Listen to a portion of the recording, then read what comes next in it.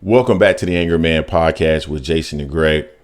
After David Benavidez's absolute destruction of Demetrius Andrade, you have to ask yourself whether or not Canelo Alvarez will be willing to get into the ring with him this upcoming Cinco de Mayo. Now, some of you I saw in the comments section of our last video saying that it wasn't an absolute destruction. Guys, it was. Demetrius Andrade was very competitive for 2.5 rounds. And after those 2.5 rounds, he got absolutely beat up and mauled. Beat up. And I like Andrade. I thought Andrade was actually going to win the fight. I thought he was going to be able to execute what I saw from rounds 1 and 2 for the entirety of the fight, or at least the vast majority of the fight, the bulk of the fight. But he wasn't able to do that. And he wilted under that pressure like a lot of fighters will wilt under that pressure, right? We've seen that pressure be effective against not only your typical fighter, but also very slick, fast counter punchers as well. That style can be effective if employed correctly. So now that Canelo Alvarez has seen David Benavidez absolutely destroy Demetrius Andrade. I know he said that Demetrius Andrade was he's a terrible fighter. But let's be real, guys. Demetrius Andrade is not a terrible fighter. He's not. He's a skilled fighter. Now, can you make the argument that he's not as skilled as some would have you to believe? Sure. I have no problem with you making that argument. But also understand that when you make that argument, you're also minimizing or diminishing the performance of David Benavidez. So keep that in mind as well.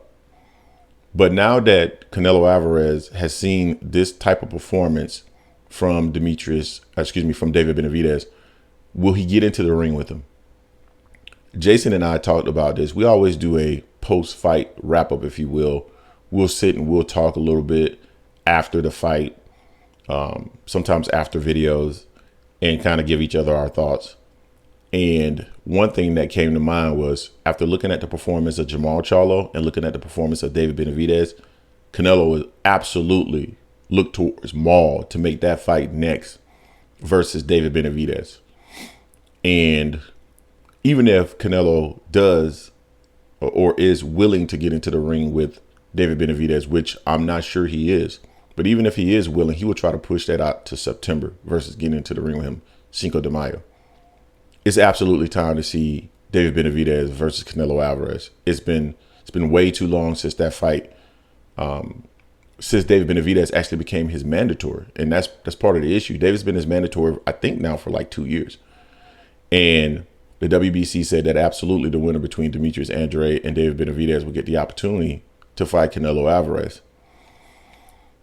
I doubt that very seriously. They've been saying that for a couple of years. I hope they are sincere in saying that they are truly going to force the mandatory fight or strip him of the title. But regardless, if Canelo has this title or not, in reality, this is the fight that needs to be made at 168 pounds, period. Canelo has to get in the ring and face that man. And, you got a lot of Canelo fans that give him grace. And I'm not here to give him grace. I like Canelo Alvarez. I think he's a hell of a fighter. I think he's a highly skilled fighter. I do think he's somewhat on the decline, though. I've seen his skill set diminish. I've seen his performance diminish over the last few fights. But I still think he's a hell of a fighter, and still think he can beat David Benavidez in the event that they fight. I think it's a possibility. I'm not necessarily saying that I'm picking Canelo, but I think it's possible because I think Canelo brings a different skill set to the ring.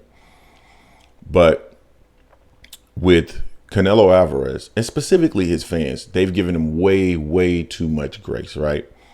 In one breath, they'll say he's the best fighter in the world. In another breath, when there's a fighter that general boxing fans want to see him in the ring with, they make excuses.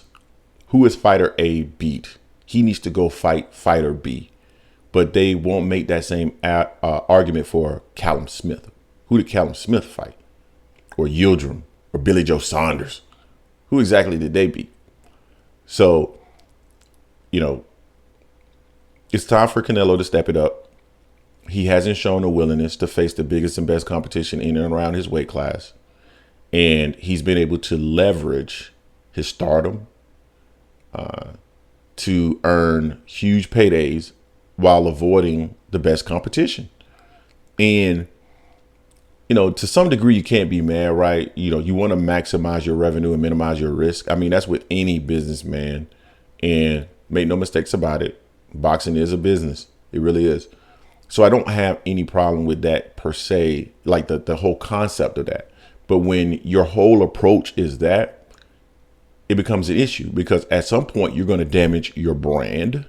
And I think we've seen some level of damage to Canelo's brand because he doesn't feel like he's exactly the superstar that he was, or at least people thought he was going to be just based on, the sale. Like, to me, DAZN lost money on that contract with Canelo Alvarez. They didn't make any money. I'm not sure if PBC is going to make any money on this contract either, because you would think that the Maul versus Canelo Alvarez fight was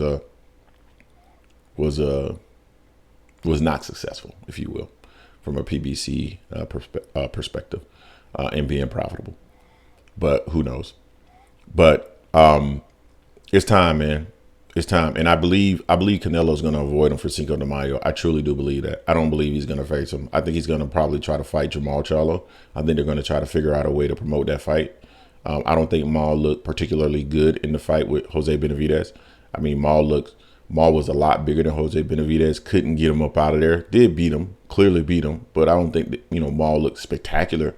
I don't think there's any reason why fans will be clamoring to see Maul in the ring with Canelo Alvarez. But Canelo has shown a propensity to go in that direction, go in a direction of a fight where he believes that he has a clear advantage over the competition.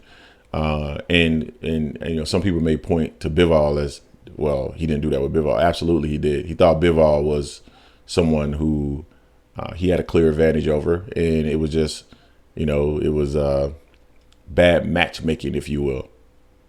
They didn't really see all the risks associated with Dimitri Bivol.